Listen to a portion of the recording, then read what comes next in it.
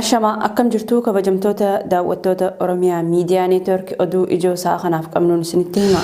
Rakkafuunee akkam jirtu daawwattoota Oromiyaa Miidiyaa Neetwork oduuwwan sa'aatii kana qabannee dhiyaannee jirra. Nabiraan Birruutu oduu isinitti hima. Bittootees 21 barri 2022 Oromiyaa Miidiyaa Neetwork Stuudiyoo Gaafa Afrikaa irraa oduutiin tawwiixata jalqabne jirra. Oduu biyya keessaatiin itti fayyadamna. Naannoo Soomalee magaala Boombaas jedhamtu tarkaanfii kalees ganama humnooti mootummaa naannicha uummata nagaarra fudhatan jedhanii namooti 10 caalan ajjeefaman. Ulaan deeggarsi namooma baname gargaarsi gar Tigraayitti akka seenuuf waadaan galame Affaar keessatti guramu isaa dubbatama. Oduutiin tardhatanaan itti fayyadaman. Muummichi ministeera Itoophiyaa Dr. Abiy Ahmadiif pirezidaantiin Tigraay Dabratsiyoon Gabra Mikaa'el bilbilaan haasaan oduun jettiqiyyib ta'uu Geetaachoo Raddaa beeksise. Waldaa waabii macca uummata Oromoo godinaalee Wallaggaa Horo Guduruu Wallaggaa weerar milishaa Amaaraatiin qe'ee isaanirra buqqifameef birmanna taasisuuf sagantaa galii walitti qabuu qopheessee jedhu ye'uun ingidaa dabalata qaba. Yakkisuu kaneessa naannoo Beenishaangul Gumuz keessa raawwatan balaaleffachuu isaanii hordofee fenxaaleeyyii Amaaraatiif qaamolee mootummaatiin duulirra kabanan paatriyaarkiin Bataskaan Ortodoksii Tawaahidoo Itoophiyaa ijoo dubbii ta'uun itti fufee jira. Yaa'ii idilee lammeessoo waggaa tokkoffaaf baruun caffee jayeessu jechuun korkatee caffeen bilxiginnaa maaree roolteen oduu biraatti gabaabsine irra dubbanna. Chaayinaa hibbi biyyattii dheed Gwaaks keessa bala xiyyoora tarda ganama uumamteen fardi namoota 133 qabate gulufaa turmucucaachuun lubbuu nama galaafa. Balaa xiyyoor kanaatiif sababi maalii nagammaa beekamu baattus urrii koommatamuu jira. Oduu ala keessa gabaabsine irra dubbanna. Anaaf ye'uun ingidaa oduu qopheesseen Abarraan Birruutiin immoo uummatatti ni jenneen guutuun oduu teentardhaa akka ittaanu dhiyaata.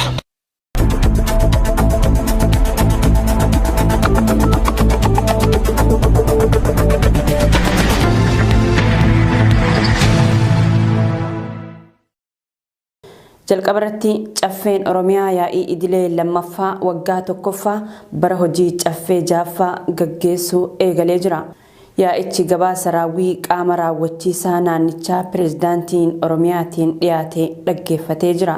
Miseensonni caffee gaaffiiwwan haala yeroo akka rakkoo nageenya qaala'insa jireenyaa uummata qoraa jiru, rakkoo tajaajila bishaan dhugaatii, hanqina qulqullina pirojektoota, rakkoo daangaa Oromiyaa fi qubsuma seeraan alaa ilaallatan kaasanii jiru.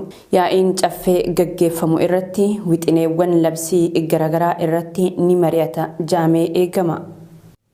Caffeen Oromiyaa yaa'ii idilee lammaffaa waggaa tokkoffaa bara hojii caffee jaaffaa taati oole. Miseensonni caffee gaaffiiwwan haala yeroo akka rakkoo nageenyaa qaala'insa jireenyaa uummata qoraa jiru, rakkoo tajaajila bishaan dhugaatii, hanqina qulqullina pirojektoota, rakkoo daangaa Oromiyaa fi qubsuma seeraan alaa irratti gaaffiiwwan jajjaboo kaasanii jiranii gabaasii dabalataa ittaanee dhiyaata. Biyya tanarraa dhukkuba qileen haa qabu, diina waraanan irraa haa qabu, beela misooman irraa haa qabu.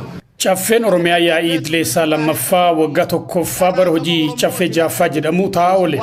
Yaa'iin eebba abbootii gadaatiin eegale haasawaa fi yaa'ii caffee Oromiyaa seensa godhachuudhaan gabaasa raawwii qaama raawwachiisaa pirezidantii naannichaatiin dhiyaate dhaggeeffate. Pirezidantiin Oromiyaa Shimallis Abdiisaa mootummaan naannichaa qormaata baay'ee keessa taa'ee waan milkeesse baay'ee qabaachuu himan gabaasa seektaraan dhiyeessaniin. Miseensonni caffee Oromiyaa gaaffiiwwan bubbulanii fi gaaffiiwwan haala yeroo Oromiyaa bal'inaan kaasanii jiru. Oromiyaan rakkoo nageenya hammaataa keessa jiraachuu kan kaasan miseensonni caffee kibba bahaa fi lixa Oromiyaa kutaa hedduutti dhibdee waraana bilisummaa Oromoo fi qaama mootummaa gidduutti jiruun uummanni nagaa dhumaa jiraachuu kaasan. Naannoo keenya keessatti tasgabbiin kanaan dura ture dhabamaa dhufaa jira jechuudha. Qara godina muraasa keessatti rakkootu jiraan dhagaa turre, amma ammoo rakkoon nageenyaa godinaalee Oromiyaa hunda keessatti mul'achaa jira. Hawaasni keenya du'aa jira, geggeessaan keenya du'aa jira. Rakkoo hammaatatu uumamaa jira waan ta'eef kana hambisuudhaaf xiyyeeffannaan itti kennamee hojjetamaa jiru maal fakkaata kan jedhu yaada kaasuudhaaf galatooma. Rakkoo nageenyaa kan biraatiin Oromiyaan humnoota naannolee ollaatiin weeraramaa jiraachuu akka ijoo tokkotti ka'ee jira. Oromiyaan bakka naannoo Affaarii waldaangeessitutti, daangaa naannoo Sumaaleetiin, naannoo Sidaamaa, karaa naannoo Amaaraatiin waldaangeessituun weerara jala jiraachuu kaasanii jiran miseensonni caffee. Kan hordofee keessumaa lixa Oromiyaatti Aanaaleen sababa weeraraa fi wal waraansaa diigamuu miseensonni kaasanii jiru.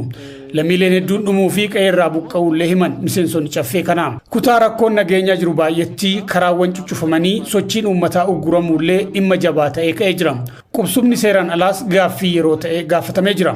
Qubsuma seeraan alaa hedduutu jira amma naannoo Horsee Bulaa Gumbii Bordoddee fi Meessoo irratti Somaaliidhaanis wal qabatee Affaariinis wal qabatee qubsumni seeraan alaa jira jechaadha. Fakkeenyaaf naannoo Ardiim irrattis garama Bordoddeetti achi siqanii haalli itti isfaaltii irratti karaa hidhachuun bal'inaan Somaalee birattis mul'achaa jira. Affaar birattis akkasuma naannoo Dirree Qaalluutiin jaamu naannoo Gimjaabeetti jamu kanatti ol ba'anii qubsumaaf haalli isaan mijataa oofaa jiran jiru waan ta'eef isa kanaaf maaltu yaadame kan jiru san kaasuu fi daangaa godina Arsii Lixaa aanaa Kofalee Kokossaa Nasaboo Wondoo Siraaroo yookiin magaalaa Baleelaa ka jedhamu hagammaa boo'icha irra jira uummanni kun nu ammallee waa yoo akkas jennu lafa namaa dabarsaa nuu kennaa jedhaan jiru uummanni keenya lafa teen irratti abbaa taanee jiraannaa jedhaa jira. Qormaanni biraa hawaasi Oromiyaa itti jiru hongeedha. Hongeen miilana Oromiyaa mudate gaaga'ama guddaa hordofsiisuu kan himame yoo ta'u gargaarsi namoomaa mootummaan dhiyeessuu fi hammi nama rakkina kanaaf saaxilamee walgitaa akka hin jirre eeramee jira. Wayitii qonnaa ittaanutti gargaarsi midhaan nyaataa fi xaa'oo fi sanyii filatamaa hawaasa hongeen miidhameef godhamu dursa waan argachuu qabu jedhamee jira. Gaaffiin irra deddeebiin ka'e kabraa gaaffii qaala'insa jireenyaa uummata qoraa jirudha. Fiixee hundumattuu Oromiyaatti oomishaa fi tajaajila baay'ee irratti daballiin gatii olaanaan mul'achaa akka jiru yoo ta'u kun jireenya maatii baay'ee hudhee akka jiru gaafatamee jira. Oromiyaa keessatti piroojeektoonni bishaan dhugaatii, manneen barnootaa, daandii, ibsaa, bu'uuraalee tajaajila teleekoomii waggootaaf jalqabamanii osoo hin xumuramin taa'aa akka jiran akka ta'e, piroojeektoonni qulqullinaan osoo hin xumuramin eebbifamanii tajaajila osoo hin kennin tajaajilaan ala ta'an akka jiran, walakkaan xumuramanii walakkaan bara kan lakkoofsisan sababoota garaagaraatiin jalqabamanii kan dhaabbatan akka jiran miseensonni caffee gaafatanii jiru. Aanonni Siraaroo tokkoffaaf lammaffaa Shaashamannee dabalatee magaalaan guddoon sun bishaan gahaan qabdu. Bishaan gurraacha dabalatee bishaan gurraacha harkifame hawaasaa fayyadaa jira. Hawaasaa maaf fayyada jechuu miti. Dura nu argachuu qabnaa. Gaafii uummataati kun gaafii kiyyaa miti. Nuti dhuguu qabnaa ka jedhu uummanni kaasaa jira. Akkasuma godinuma keenyaan mallee qoree hasaasaa dabalateeti uufni bishaanii gahaa miti. Bishaan hadha eebbifamee guyyaa lama oolle citee jira haga ammaan dhugamne jira qaamni kun sirriitti ilaalame hadha eebbifamee torbaan tokko dhunne uummata keenya irraa dhaabatee uummanni keenya gammaa rakkoo kana keessa jira. Garuu yeroo asii gabaasanii miidiyaan uummanni ilaalu garam ka jennu nutti mul'ataa jira.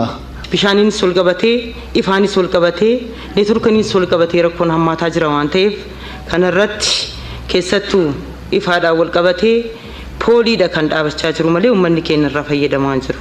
Investimentiiwwan guguddoon magaalota guguddoo akka Sabbataa keessaa namoota 10,000 carraa hojii uuman hojii dhaabanii jiraachuu fi hireen hojii dhiphachaa dhufuun dargaggoonni naannichaa hedduun hojii malee jiraachuu himameeti jira.